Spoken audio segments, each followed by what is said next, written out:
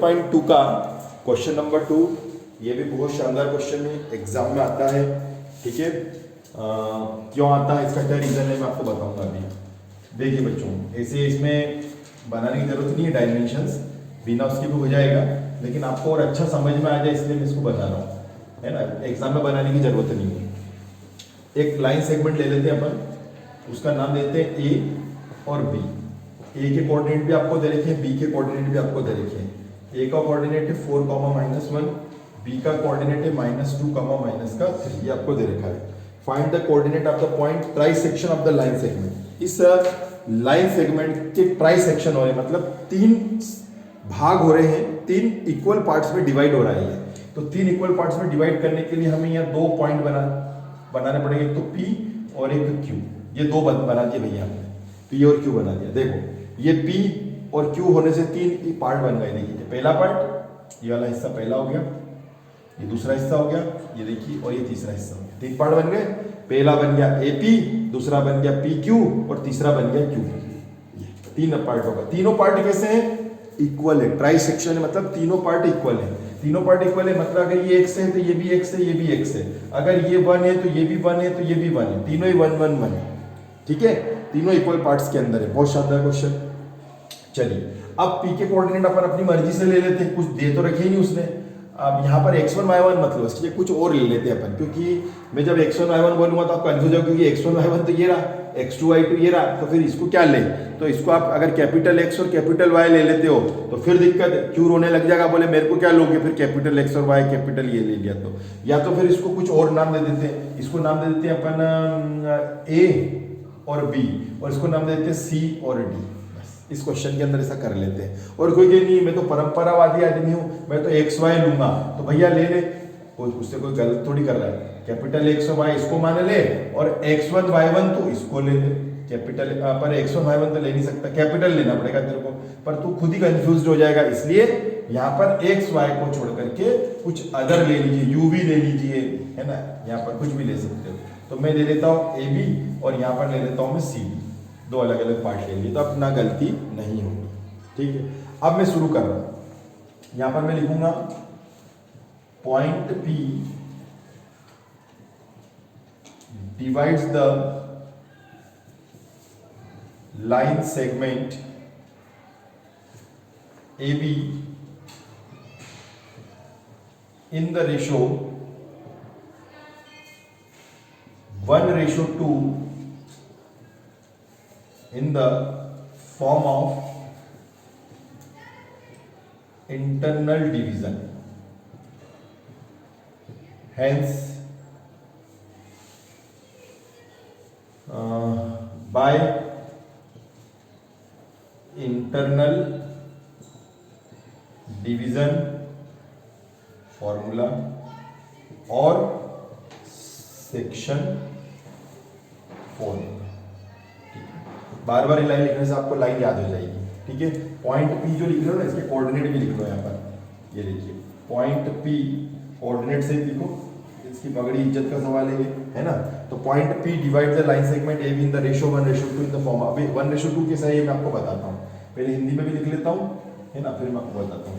बिंदु P जिसकी निर्देशांक ये है, ठीक है, रेखाखंड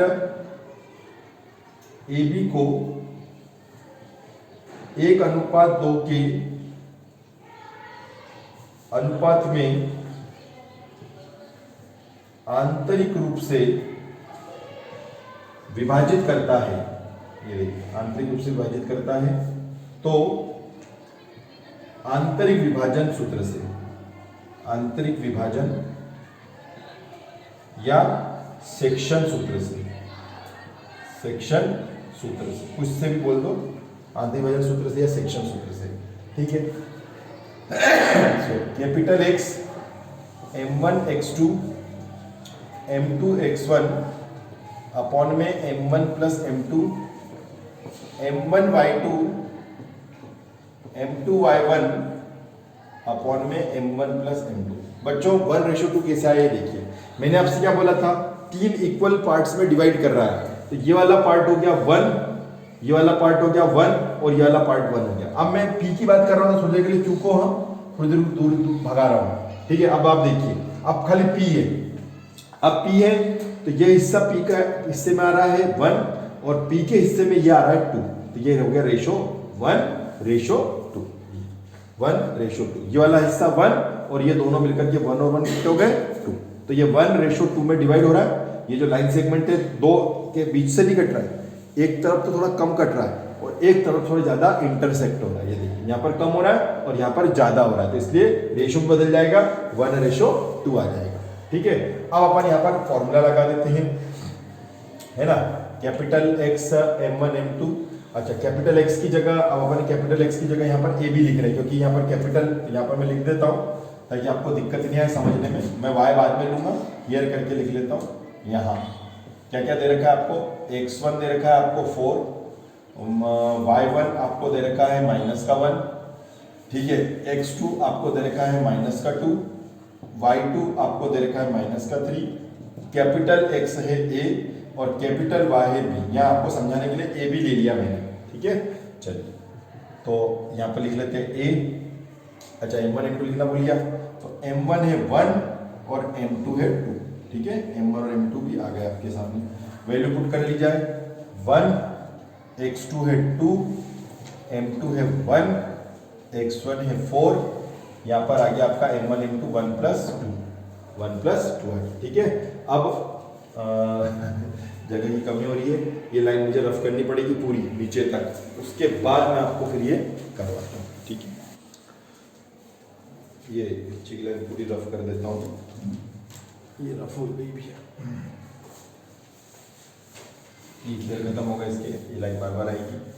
M2 की वैल्यू आपकी 2 है,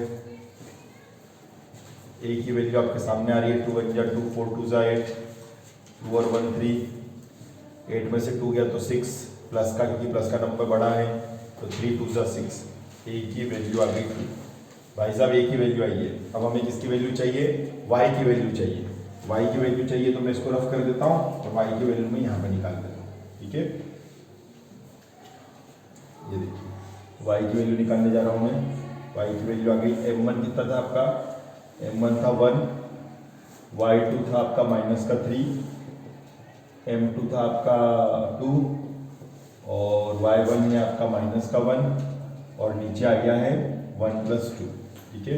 तो Y की वैल्यू आ गई है, Y की वैल्यू नहीं, इस बार अपन ने Y को B माना है ना, B, तो Y की जगह आ जाएगा आपका B, यहाँ लिखा हुआ देखो, Y की जगह आपको B लेना इस क्वेश्चन में, 2 1 जा 2, 2 और 1 3, तो B की वैल्यू आ रही है -5/3, ठीक है।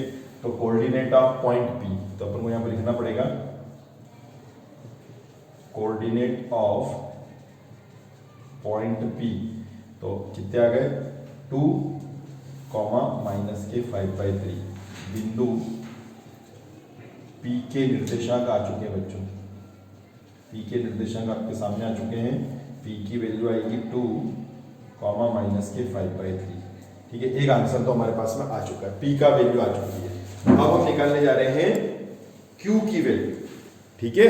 Q की वैल्यू निकाल, डायग्राम मैंने रफ कर दिया था तो मेरे को वापस से नया डायग्राम बनाना पड़ा फिर से। अब इस डायग्राम को आप देखिए वापस से, अभी हमारा आधा आंसर आ चुका है, P की वैल्यू निकल करके आ गई। मैंने आपसे क्या बोला था, 3 इक्वल पार्ट्स में डिवाइड कर रहा है कौन, P और Q। P की एक माना था A और B और Q को माना था C और D, तो P के तो कोऑर्डिनेट निकल करके आपके सामने आ गए। अब बारी है Q की। अब जब Q की बारी आएगी तो हम इसको दो तरीके से कर सकते हैं, दोनों तरीके मैं आपको बताने जा रहा हूँ। पहला तरीका ये है, जैसे अपन ने भी P को निकाला है, सेम टू सेम वैसा का वैसे ही Q को निकालना है, बस इस बार रेशो बदल जाएगा। रेशो क्या हो जाएगा, पहले रेशो क्या था, जब P की बारी थी तो छोटा हिस्सा था AP और बड़ा हिस्सा था PB, मतलब छोटा हिस्सा 1 और बड़ा हिस्सा 2 आ रहा था। जब Q का नंबर आया तो Q के नंबर में बड़ा हिस्सा पहले आया, देखो 1 और 1 2 पहले आ रहा है और बाद में 1 आ रहा है, मतलब पहले आ रहा है AQ और बाद में आ रहा है QB। जबकि P में उल्टा था, P में छोटा हिस्सा पहले आ रहा था AP और बाद में आ रहा था PB, माने पहला आ रहा था 1 बाद में आ रहा था 2। लेकिन Q की जब बारी आई तो यहीं से देखेंगे, ये तो यहीं से स्टार्ट हो रहा है, यहीं से देखेंगे तो पहला हिस्सा आ रहा है 2 और दूसरा हिस्सा आ रहा है 1, बस रेशो बदल जाएगा। बाकी का क्वेश्चन पूरा का पूरा कैसे करोगे, तो आप ये बोलोगे कि Q इस AB को 2:1 में डिवाइड कर रहा है, किस रेशो में, 2:1 में डिवाइड कर रहा हूं, पूरा जैसे अपन ने करा था वैसा का वैसे ही करते चले जाओगे। ये हो जाएगा x1, ये हो जाएगा सॉरी ये वही जैसे x1 y1 थे, x2 y2 थे, बस किसकी वैल्यू बदलेगी बच्चों, m1 और m2 की। m1 की वैल्यू हो जाएगी 2 और m2 की वैल्यू हो जाएगी 1, वैसे कर लेना। एक तरीका तो वो है। दूसरा तरीका जो है वो बहुत सरल है। P के लिए तो वही तरीका करना पड़ेगा जो मैंने आपको बताया, लेकिन Q के लिए दो तरीके हैं। पहला तरीका ये बता दिया, दूसरा तरीका बहुत सरल है। आप अगर इसको गौर से देखो डायग्राम को, तो आपको Q बीच में नजर आएगा, किसके, P और B के। देखो P, इसको थोड़ी के लिए भूल जाओ, A को भूल जाओ, इसको भूल जाओ। अब आप देखो ध्यान से, ये हिस्सा भी 1 है और ये हिस्सा भी 1 है। 1 मतलब 50% इधर है, 50% उधर है, तो बीच में आ गया। तो Q is a mid point of PB। Q क्या हो गया, PB का मध्य बिंदु हो गया। और मध्य बिंदु का सूत्र छोटा होता है, मिड पॉइंट का फॉर्मूला छोटा, वो लगा लो, डायरेक्ट Q का आंसर आ जाए। कैसे भी करो Q का आंसर एक जैसा आएगा। या तो वो लंबी मेथड जो P के लिए लगाई थी वैसे कर लो, अगर Q के लिए मैं नया तरीका बता रहा हूं जो आपको अच्छा लगे उससे कर लेना। तो मैं Q के लिए नया तरीका बता रहा हूं, मैं यहाँ पे लिख रहा हूं Q पॉइंट Q है ना, थोड़ी इसकी इज्जत है। पॉइंट जैसे श्री लगाते हैं ना, जैसे Q के आगे पॉइंट लगाना पड़ता है। Point Q is a mid point of segment PB। ठीक है, बिंदु Q रेखाखंड AB का, रेखाखंड AB नहीं, रेखाखंड PB का क्या है, मध्य बिंदु है, मध्य बिंदु है। तो mid point formula, then mid point formula. ठीक है, तो मिड पॉइंट फॉर्मूला क्या, मध्य बिंदु सूत्र क्या है, तो मध्य बिंदु सूत्र से, मध्य बिंदु सूत्र, तो मध्य बिंदु सूत्र, मध्य बिंदु सूत्र ये था, capital X x1 plus x2 upon में 2, capital Y y1 plus y2 upon में 2। थ्योरेटिकल चैप्टर में जब मैंने इसकी थ्योरी स्टार्ट की तो उसमें बताया रखा है कि मध्य बिंदु कैसे निकलता है और उसका फॉर्मूला कैसे होता है। तो ये आपके सामने निकल चुका है, कैपिटल X और कैपिटल Y की वैल्यू आ गई है। अब मैं वैल्यू पुट करने जा रहा हूँ कैपिटल X की जगह। अच्छा, कैपिटल X को मैंने यहाँ पर क्या लिया था बच्चों, C और D ले रखा है ना, C और D। तो भैया मैं इसको C लूंगा, फॉर्मूले में X की जगह C आएगा। ठीक है, हाँ, x1 x2, तो देखो ध्यान से देखना, ये है x1, ये है y1, ये है x2, ये है y2। तो यहाँ लिख देता हूँ मैं ताकि गलती नहीं होगी, आलस नहीं करना है ना। x1 आपका 2 और y1 माइनस के 5/3, माइनस के 5/3। x2 कौन है भाई साहब, माइनस का 2 और y2 कौन है, ये है माइनस का 3, y2 माइनस का 3। ठीक है, और कैपिटल X की जगह C है और कैपिटल Y की जगह D है, ये अपन ने लिख लिया। ठीक है, तो चलो अब वैल्यू पुट कर लो। कैपिटल X की जगह C, x1 कौन है, 2 है, और आपका x2 कौन है, माइनस का 2 है, और अपॉन में कौन है, 2 है। ये आ गई C की वैल्यू। अब मैं D की वैल्यू उसके बाद में निकाल लूंगा, पहले C की वैल्यू निकाल लेता हूँ। 2 माइनस का 2 अपॉन में 2, 2 में से 2 गया 0, 0 अपॉन 2 मतलब C की वैल्यू तो आ गई 0। ये तो बहुत सरल आ गया। अब D की वैल्यू निकालते बच्चों, तो D की वैल्यू है y1 प्लस y2 अपॉन में 2। अब ये जगह को यहाँ पर मान करेंगे तो इसके हिसाब से मेरे को यहाँ पर पहले रफ करना पड़ेगा, तब मैं इसके आगे आपको करवा पाऊंगा y1 और देखूंगा। तो ये हमारे पास में y1 y2 आ गया है, बहुत शानदार।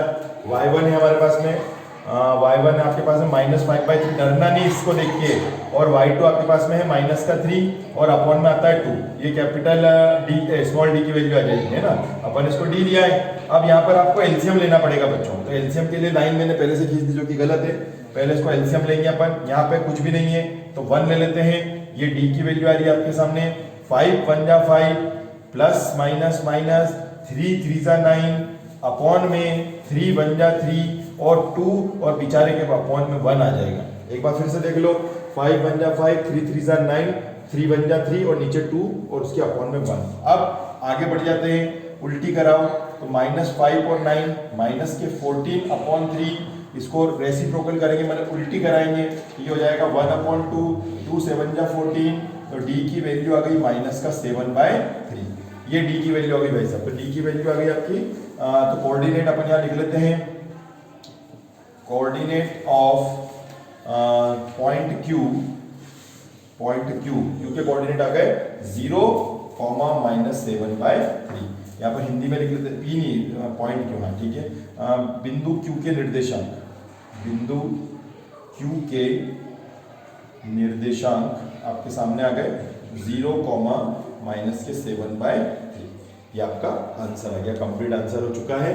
ठीक है, और बहुत अच्छा क्वेश्चन है। अभी जैसे हमने क्वेश्चन किया है वैसा का वैसे ही सेम टू सेम एग्जाम्पल 8 है बच्चों। तो एग्जाम्पल 8 में भी वही करना है जो हमने उस क्वेश्चन में किया था।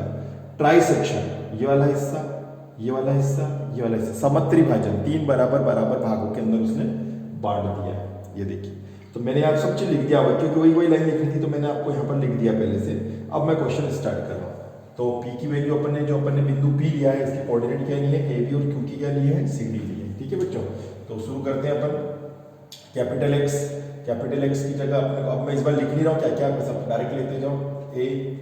M1 कौन है, ये है M1M, या चलो लिख लेते हैं यार, है ना, क्यों आलस करें, लिख लेते हैं। ठीक है, तो चलिए कैपिटल X की जगह A, कैपिटल Y की जगह B, ठीक है, M1 की जगह 1, M2 की जगह 2। ये देखो, बड़ा छोटा हिस्सा 1, बड़ा हिस्सा 2, ये M2 की वैल्यू आ गई। ठीक है, X1 आपका 2, Y1 आपका -2, ये देखिए X1 Y1। और जब इसकी बारी आएगी PB की, तो ये हो जाएगा X2 -7 और Y2 4, ये है ना बच्चों। अब अपन को खाली फॉर्मूले के अंदर वैल्यू पुट करना है, तो रख लेते हैं अपन M1 X2 आपका -7, M2 X1 2 और M1 M2 1 + 2। कैपिटल X 7 बन जा 7, 2 2 जा 4, 2 और 3। कैपिटल X 7 में से 4 गया तो -3, 3 से 3 कैंसिल, तो कैपिटल X की वैल्यू आ गई भाई साहब 1। ये कैपिटल X की वैल्यू आ गई। अब मैं Y की निकाल लेता हूँ, तो कैपिटल Y की M1 Y फॉर्मूला है आपका, फॉर्मूला है M1 Y2 है, तो M1 की वैल्यू क्या है, 1 है, Y2 की वैल्यू है 4, है ना, M2 की वैल्यू है 2, Y1 की वैल्यू है -2, नीचे 1 + 2 आएगा, ये 4 बन जा 4, प्लस माइनस -2 2 जा 4, 2 और 1 3, ये आ गया सब 0,3, मतलब आपका आ गया Y की वैल्यू 0। Y की वैल्यू 0 आ गई, तो अपन को यहाँ पर लिखना पड़ेगा कोऑर्डिनेट ऑफ पॉइंट P। तो पॉइंट P के कोऑर्डिनेट, अच्छा कैपिटल X नहीं लिखना अपने को, यहाँ पर A लिखना था, ये ध्यान रखना। वो आदत वही है, इस क्वेश्चन में खाली आपको आदत बदलनी है, क्योंकि इस क्वेश्चन में हमने AB माना है इसलिए, क्योंकि अगर ये मान दो दिक्कत आती, तो ये आगे सब AB की जगह 1 0, ये 1 0 आ गया, ये आगे कोऑर्डिनेट है ना, बिंदु P के निर्देशांक आ गए, बिंदु P के निर्देशांक आ गए 1, 0। अब मेरे को किसकी वैल्यू निकालनी बच्चों, Q की वैल्यू निकालनी है। हमारे पास 2 तरीका है, वो दोनों तरीका मैं आपको बता रहा हूँ Q निकालने का। आप ऐसे निकालो, बिंदु Q रेखाखंड AB को 2:1 के अनुपात में विभाजित कर रहा है, तो आंतरिक विभाजन सूत्र से point P divide the line segment in the ratio 2:1, तो P की जगह क्या आ जाएगा बच्चों, Q आ जाएगा, है ना। ठीक है, और यही फॉर्मूला लगेगा, same value X1 Y1 X2 Y2, बस किसकी वैल्यू बदल गई, M1 और M2 की। जो मैंने अभी आपको क्वेश्चन बताया है एग्जाम्पल, ये तो एग्जाम्पल 8 है, इसके जैसा क्वेश्चन है क्वेश्चन नंबर 2। तो क्वेश्चन नंबर 2 में मैंने ये वाली मेथड नहीं बताई है, तो मैं इस वाले क्वेश्चन में ये वाली मेथड बता रहा हूँ आपको। ठीक है, तो M1 की वैल्यू हो गई 2 और M2 की वैल्यू 1, बाकी वही का वही हो गया क्वेश्चन। ये देखिए, ये हिस्सा हो गया 1, और क्योंकि जब Q की बारी आएगी ना, तो बड़ा हिस्सा हो जाएगा 2 और छोटा हिस्सा हो जाएगा 1। ये देखिए, ठीक है। क्वेश्चन नंबर 2 की वाली मेथड करनी, तो क्वेश्चन नंबर 2 वाली मेथड भी मैं इसके बाद बता दूंगा आपको। बस आप वैल्यू पुट कर लो, तो मैं यहाँ पर चेंज कर लेता हूँ। यहाँ पर मेरे को रखना है M1, तो M1 की वैल्यू 2 और ये 1, बाकी तो ऐसा कैसा, यहाँ कैलकुलेशन भले बदल जाएगा, और यहाँ पर C आ जाएगा। क्या आ जाएगा, C, ये C आ जाएगा। 7 2 = 14, 2 1 = 2 और 2 और 1 कितने हो गए, 3। ठीक है, 14 में से 2 गए तो -12, 3 चौक 12, C की वैल्यू आ गई -4। ये C की वैल्यू आ गई -4 आ गया। ये अब मैं निकालने जा रहा हूँ D की वैल्यू, है ना। तो D की वैल्यू, ठीक है, D की जगह मुझे D करना पड़ेगा यहाँ पर, और यहाँ पर मुझे लिखना पड़ेगा 2 और यहाँ पर लिखना पड़ेगा 1। बाकी तो वही, कोई नीचे तो चेंज करने की जरूरत ही नहीं है, 2 + 1 करो चाहे कुछ भी करो, है ना, कोई फर्क नहीं पड़ रहा है। तो ये देखिए डी के निर्देशांक आ रहे हैं आपके सामने, 4 दूनी 8, 2 1 कम 2 3, 8 में से 2 गया भाई साहब तो बचेंगे 6, 3 2 6। तो ये डी की वैल्यू आ गई 2, ठीक है। पी क्या आएगा 10 आएगा, हाँ इसके लिए देते हैं कोऑर्डिनेट ऑफ पॉइंट क्यू, तो क्यू के निर्देशांक आ गए, क्यू के निर्देशांक आ गए, या ब्रैकेट में लिख लो अच्छी तरह से, क्यू के निर्देशांक आ गए आपके सामने। क्यू की वैल्यू है आपका -4, डी की वैल्यू है 2, ये आ गया, ठीक है। ये क्यू अपन ने निकाल लिया। अब मैं अगर इसको दूसरी मेथड से निकालूंगा तो भी क्यू के कोऑर्डिनेट यही वाले आएंगे। तो चलो दूसरी मेथड भी बता देता हूँ मैं आपको यहाँ से, ठीक है। दूसरी मेथड में अपन बोलेंगे Q is a mid point of PB, Q is a mid point of PB। तो अपन यहाँ पर लिख लेते हैं, ये देखिए इसको पूरा ही रफ कर लेते हैं, ये देखिए यहाँ से स्टार्ट हो जाएगा, Q is a mid point of PB, बिंदु Q PB का कौन है, मध्य बिंदु है। तो मध्य बिंदु को फॉर्मूला लगा लो, x1 + x2 अपॉन में 2, फिर y1 y2 अपन निकालते हैं। तो पहले अपन इसको निकाल लेते हैं, है ना, x की वैल्यू x आ गया, x1। अब मैं इसको थोड़ी देर के लिए रफ कर देता हूँ ताकि आपको दिक्कत नहीं आए समझने में, है ना। हाँ, p की वैल्यू आ चुकी थी, यस 1,0 आ चुकी थी, अब यहाँ जरूरत पड़ेगी। तो यहाँ पे मैं लिखूंगा c, x1 कौन है 1 है, x2 कौन है बच्चे -7, x1 y1, x2 कौन है -7 अपॉन में 2, ठीक है। तो ये देखो 7 में से 1 गया तो -6, 2/3, तो c की वैल्यू आ गई -3। ये देखो पहले भी -3 आ रही थी, c की वैल्यू -3 नहीं आ रही थी, c की वैल्यू -3 देख लेते हैं, अभी मालूम पड़ जाएगा कोई मिस्टेक होगी तो ये तो आपका x1 है, ये x2 है, 7 में से 1 गया तो 6 बचा, 6/2 मैंने -3 आ रहा है। अब मैं d की वैल्यू निकाल रहा हूँ, ठीक है। d की वैल्यू 2 आनी चाहिए, देखिए आती कि नहीं आती है, देख लेते हैं। d की क्या वैल्यू आएगी, ये d है 0 + 4 अपॉन में 2, है ना। तो d की वैल्यू आ रही है 4/2, 2 2 जा 4, तो d की वैल्यू आ रही है आपकी 2, क्या आ रही है बच्चों। अब c में अंतर आ रहा है तो c को मैं चेंज करता हूँ, c को देख लेता हूँ कहाँ पर मिस्टेक हुई है। p की जो ये जो अपना x1 की जो वैल्यू है ना बच्चों, ये -1, ये पकड़ना आ गई गलती, -1, ठीक है। तो -1 है तो 7 और 1 कितने हो जाएंगे, 8 हो जाएंगे, ये 8 हो गया, 8/2, 2 4 सा 8, ये c की वैल्यू आ गई -4। तो आ गए कोऑर्डिनेट ऑफ पॉइंट Q के कोऑर्डिनेट आ गए, ये आ गए। मैंने कैसे भी मेथड से करो आंसर बिल्कुल सेम आएगा। इस क्वेश्चन में मैंने आपको दोनों मेथड से बता दिया है, ठीक है बच्चों। अब हम अगला क्वेश्चन करने जा रहे हैं, ठीक, ओके, थैंक यू।